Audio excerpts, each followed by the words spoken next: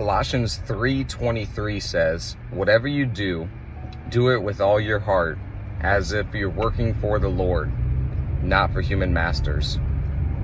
Whatever you do. That got me really thinking in the gym this morning.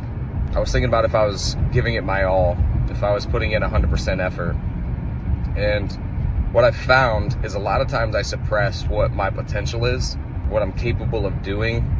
And most of the time that comes from fear of judgment.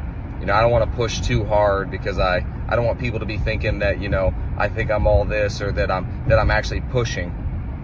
And it's crazy when I think about that. I'm now suppressing the gifts that God gave me because I'm scared to shine too brightly.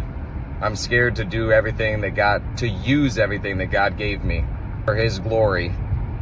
And it's crazy when I really think about it. I'm like, man, think about the people that inspire you. There's certain people that really, really push me. People like Tim Tebow, when I see his work ethic, but I also see his humility, his humbleness, his kindness. Michael Chandler, like Ed Milet. These guys have like both sides of them where they're pushing really hard. And I just think about if they suppressed themselves because they were scared about what other people thought, I probably wouldn't push myself as hard.